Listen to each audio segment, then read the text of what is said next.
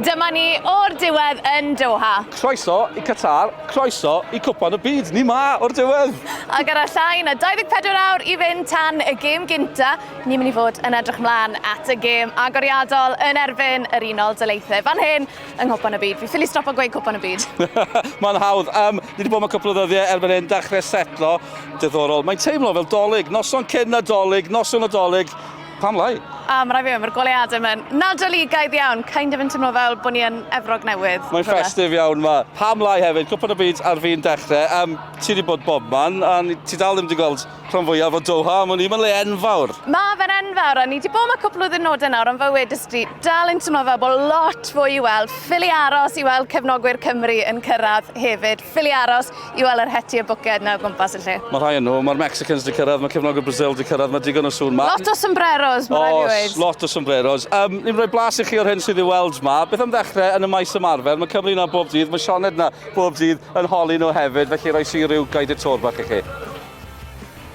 Wel, croeso i Doha a chroeso i geiau ymarfer Academi Al-Sad. Fan hyn, mae Cymru yn ymarfer yn ystod Nghwpan y Byd. Dim byd allan o'r cyffredin, i fod yn hollol onest, ceiau ymarfer, cyfleusterau perffaith ar gyfer y tîmau. Mae rhyw le i eistedd gyferbyn, rhyw babell arafaidd ble maen nhw'n gallu ymlacio cyn mynd allan i ymarfer ac yn bwysicach fi'n credu lle maen nhw'n gallu cuddio o'r haul. Mae'r cymyled i cyrraedd yn y munud diwetha sy'n braf iawn. Maen nhw wedi goffod newid amseroedd ymarfer achos bod hi mor boeth yma, ond ie, mae'r garfan yn dod yma bob dydd. Mae Joe Allen wedi bod allan yn ymarfer dros y dyddiau diwetha, ddim yn llawn, ond mae fe mas na, a mae hwnna'n help hefyd. Maen nhw'n cynnal ambell i gynadledd i'r wasg yma, mae yna marci sy'n debyg i rhywbeth chi'n gweld mewn steddfod, felly ie, dyma ni, dyma'r maes ymarfer.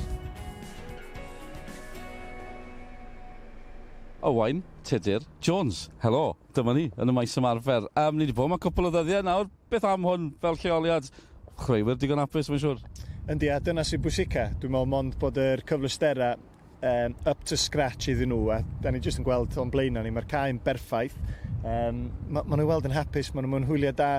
Dwi'n meddwl efallai bod ni ar chydig bach o anfantais y ffaith bod ni wedi cyrraedd Nghwpan y Byd tu ôl i'r gwledydd eraill, felly o bosib bod ni'n gorfod cael chydig bach o'r dregs, ond dydy'r dregs yma ddim yn ddrwg o gwbl, ac na, fydd y gwaith paratoi yn berffaith ar gyfer y gêm fawr. Fi yn hoffi'r babell arafaidd sydd pen pellal, le maen nhw'n gallu ymlacio cyn ymarfer. Fi'n cymryd hefyd bod e'n rhywbeth wneud â cuddio'r haul. Yndi, mae dipyn cnesach na oedd unrhyw un o'n ni'n ddisgwyl. Yn amlwg oedd hi'n mynd i fod yn boeth, ond mae'r gymdeithas yn amlwg di cyrraedd ac ymwneud, reit, mae hyn yn fwy poeth na'r amser yma'r flwyddyn. Felly symud yr amser ymarfer i siwtio'r chwaraewyr. A mae jyst yn arwydd bod nhw wastad yn meddwl o flaen llaw ac yn hapus i newid i cynlluniau i wneud yn siŵr fod y chwaraewyr yn hapus. Be sydd wedi taro fi yw, fi'n gwybod bod ni'n Nghwpan y Byd, ni gyd yn gyffroes, ond sy'n lot o ffys, achos mae'r rhan fwyaf o'r ein wedi bod i prif gystadleuaeth o'r blaen. Ti'n cael y teimlad na ymysg croi'r chwaraewyr? Yndw, dwi'n meddwl bod hyn am cwpl o resymau. Un, y profiad, maen nhw wedi bod mewn rhywbeth tebyg, mae hwn ar lefel uwch, da ni'n gwybod hynna. Mae'r ffaith hefyd, di'r gystadleuaeth heb ddechrau, a dwi'n meddwl bod Cymru yn un o'r gwledydd cyntaf sydd yn chwarae, sy'n golygu mae gennym ni ddyddiau o flaen llaw, lle sam llawer o gefnogwyr yma o unrhyw wlad. Dwi'n meddwl fydd y bwrlwm yn dechrau go iawn o fori ymlaen os lici di. Ond fydd y chwaraewyr yn barod. Dyna di'r teimlad da ni'n gael, ac yn amlwg, the proof will be in the pudding o ran yr canlyniadau, ond ti jyst yn teimlo fod y bechgyn yma bod yna rhywbeth ychwanegol sy'n dod allan o'i perfformiadau nhw ar y lefel uchaf bosib. Dwi eisiau pwdin nawr, ti wedi sôn am pwdin. Mae'n teimlo fel bod yn gerddi Sophia yn gwylio criced. Mae rai fi weid, os dim criced ma. Ni ma i wylio Pêl Drod. Doi person anhygol sy'n rhan o dîm S4C mas fan hyn yn Qatar. Owain Tudur Jones a Gwenan Harris. Gwenan, na i ddod at y ti gynta. Ti di setlo? Ti'n joio? Byw'r breuddwyd. Just anhygol bod fan hyn, anhygol gweld y fflag Cymru ymlaeth y goreion y byd gyda'r 32 arall a just mor hapus, we'n o glist i glist. Mae rai fi wei, pob tro ni mewn taxi a mae Gwenan yn gweld banner Cymru, mae jyst yn mynd, banner Cymru! Ows, ti di setlo. Ro bach o syniad i ni o be mae'r 48 awr diwethaf yma wedi bod fel? Ie, mae wedi bod yn cwpl o ddyddiau eitha frantic, eitha prysur, dilyn y tîm, setlo fewn i'r ardal, a ffeindio gwahanol lefydd i fynd. A dwi'n meddwl, da ni'n dechrau teimlo'n gartrefol. Mae yna fwy o fflagiau Cymru'n gwneud yn helpu ni deimlo'n gartrefol. Ffeindio'n traed, a ti'n gwybod be, just trio pasio'r amser oherwydd da ni'n synhwyro mae'r munudau yna'n mynd heibio, mae'r gig gyntaf yna'n agosau, allan ni ddim disgwyl o gwbl.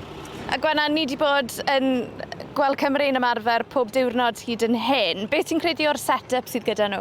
Yeah, really impressed actually. Gan ystyried taw ni oedd y tîm ola i gyrraedd, so falle o ran y dewis, falle wedi cael y pic ola, ond popeth yn anhygoel, safon y cae yn arbennig, safon y cyfleusterau ymarfer cyn maen nhw'n mynd allan i'r cae yn anhygoel hefyd, so chwarae teg mae popeth wedi drefnu'n berffaith.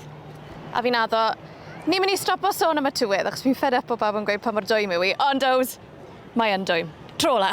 Yndi, mae'n lot cnesach na'r disgwyl, ond beth sy'n rhyfedd, oedd hi rhywbeth tebyg yn Baku cyn yn yr Euros dwytha. Beth sy'n wahanol yn fama, wrth gwrs, da ni'n gwybod beth ddisgwyl ar y cae oherwydd yr air conditioning. Da ni'n clywed bod yr boes sy'n tynnu lluniau'n cael ei rhybuddio i ddod â coat a het, woolly hat. Felly mae'n mynd i fod yn rhyfedd iawn i fynd o'r gwres tu allan fewn i chydig bach o'r oer fel tu fewn.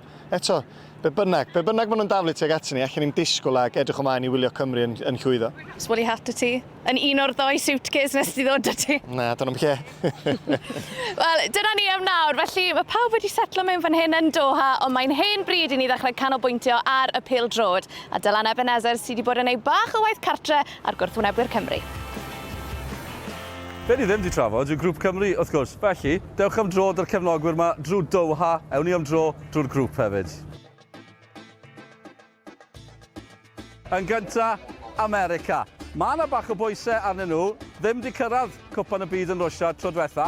Mae nhw'n hollol argyhoeddiedig bod nhw'n mynd i fynd trwy'r grŵp. Gobeithio bod Cymru yn gallu rhoi sioc iddyn nhw. Ond pidwch di ystyru nhw, chwaraewyr ifanc, cyffroes iawn, reina, weia, Pulisic wrth gwrs. Mae nhw'n chwarae am rhif gyngreiriau Ewrop. Un arwydd eu cryfder nhw, boi fel Aronson yr enghraifft gyda Leeds, mae nhw'n sôn bydd e ddim hyd yn oed yn y tîm, achos mae nhw'n gymryd opsiynau gyda nhw yng nghanol y cae. Y ffaith orau am America, ond nhw yn y Nghwpan y Byd cynta ym 1930 yn cyrraedd y rownd gynderfynol. A na'i perfformiad gorau nhw hyd yn hyn. Gobeithio bydd hi'n aros fel yna hefyd. Come on, USA! Reit, Iran, be chi angen gwybod? Chweched ymddangosiad yng Nghwpan y Byd, trydydd tro yn olynol. Ond dwi'n rioed yn mynd allan o'r grŵp on nhw'n lwcus tro diwetha. Gobeithio bydd hynny yn parhau. Mae'r rheolwr yn ddiddorol. Nes nhw ddiswyddo'r cyn reolwr, ail benodi fe, wedyn diswyddo fe eto. I gyd yn y misoedd diwetha, Carlos Quiros, gyda man yw sydd wrth y lliw erbyn hyn. Mae'r ffaith bod nhw yma o gwbl yn ddadleuol, mae'r sefyllfa wleidyddol yn danllyd nôl yn Iran. Gwyliwch am Sardar Azmoun, fe yw'r seren Lionel Messi Iran, na beth maen nhw'n galw fe. 5 miliwn o ddilynwyr ar Instagram, mwy na Sioned David. Y newyddion da i bawb yw, ni ddim yn chwarae gwlad Belg. Newyddion da i Courtois yw, dyw Hal Robson Canw ddim yma. Beth am y cymdogion wedyn ni? Wel, maen nhw'n meddwl bod nhw'n mynd i ennill y grŵp. Mae rhan fwyaf o bobl yn meddwl bod nhw'n mynd i ennill y grŵp. Cymo be, fi'n meddwl bod nhw'n siŵr fod nhw'n mynd i ennill y grŵp hefyd. Ond, fel ni wedi gweld yn y gorffennol yn Euro 2016, chi byth yn gwybod.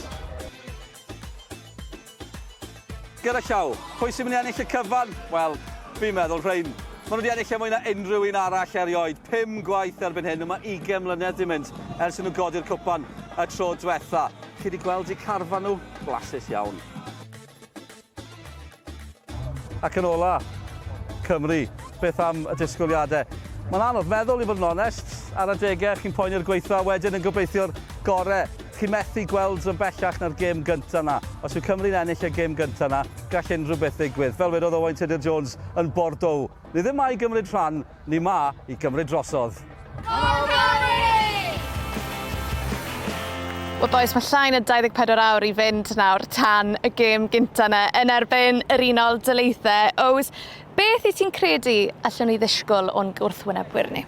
Os o'n i'n gorfod defnyddio un gair, egni, mi na i roi mwy na un gair i chdi, Sioned. Dwi yn disgwyl tîm ffit ofnadwy, lot o egni yn enwedig yn ganol cae. Mae rhaid i ni matcho hynna os da ni eisiau unrhyw fath o lwyddiant. Mae gen y chwaraewyr da. Dwi'n meddwl bod ni'n canolbwyntio ar Pulisic sy'n chwarae Chelsea ac yn meddwl bod nhw'n yn dîm efo un chwaraewr da. Mae yna lot o'n nhw. Mae boys Leeds tymor yma wedi syrenu, Aronson ac Adams. McKennie sy'n chwarae Juventus ac yn y tîm yn aml o flaen Aaron Ramsey. Mae'n dangos y safon da ni fyny'n erbyn, ond fydden ni'n barod. Gwent, un peth mae lot o bobl wedi sôn amdano'r ffaith bod gan America tîm ifanc iawn ac o bosib bod nhw ddim yn gyfarwydd gyda'r pwysau o berfformio ar y lefel yma. Ti'n credu bod hwnna'n deg i weid? Ie, maen nhw'n ifanc, ond wedyn ar y llaw arall, fi wastad yn meddwl, actually, fi dim ofn o gwbl gyda nhw. Maen nhw dod fan hyn, heb falle unrhyw profiad, so diffyg profiad yna, ond maen nhw'n mynd i dod mewn jyst moyn profi'r pwynt bod nhw fan hyn, mae dyn nhw chwaraewyr addawol iawn, so fi wastad yn pryderus pan mae pobl yn sôn am y diffyg profiad, achos fel o'n i wedi gweld falle o Cymru yn 2016, dim profiad o cystadlaethau mawr, a drych ar momentum nath nhw adeiladu, so fydden nhw yn tîm dda, fydd e'n gêm anodd. A mae rai fi weid, Ows, pan ti'n meddwl nôl i'r gêm gynta yna yn Euro 2016 yn erbyn Slovacia a yr 20 munud cynta yna, felly oedd chwaraewyr Cymru wedi gorgyffroi gormod a ni gyd yn cofio bloc hanesyddol Ben Davies, hwnna nath tywelu'r nerfau. Maen nhw moyn osgoi'r un fath o sefyllfa nos lun ag nhw. Yndi, ag i lot o'r chwaraewyr, hwn di'r trydydd tournament sydd yn golygu ella bod y boys yna yn fwy parod, a'r boys lot o'n nhw'n dod i'r ail. Mae hwn yn wahanol, da ni'n sylweddoli, mae pwysau Nghwpan y Byd yn wahanol, mae'n fwy. Dwi'n meddwl fydd yr adrenalin yn rhywbeth tebyg i'r gêm Slovacia. Mae rhaid cadw hynna dan reolaeth, ond dwi'n meddwl mae cael yr adrenalin ychwanegol yna yn rhywbeth da hefyd. Canu'r anthem fydd hwnna yn special iawn. A wedyn, jyst y 5 munud 10 gyntaf, dwi yn disgwyl 20 munud frantic yn erbyn y gwrthwynebwyr yma. Felly gobeithio, gwneud siŵr bod ni ddim yn ildio'n gynnar, fel y gêm Slovacia, a fydden ni'n iawn. Ni ffili aros, boys. Wel, un person sy'n nabod yr Unol Daleithiau'n dda iawn yw Jess Fishlock. Mae hi wrth gwrs yn chwarae i pêl-dro tîm mas yn America, a ddo ath Gwenan i gael chat iddi lawr ar bwys y môr fan hyn yn Doha. What a strike from Jess Fishlock! 1-1. Where's up? Into the front end and the header by Fishlock. She now has 2 in the game. Well, Jess, you've been over there over 10 years now. Just how has the perception changed for the game in those 10 years, do you think? Oh, huge. Obviously, they have to fight in America against NFL and NBA and MLB and all these sports, but I think America are understanding now that football, soccer, is the biggest sport in the world. Well, Gareth Bale has joined you on the West Coast. Just how much of an impact has he had?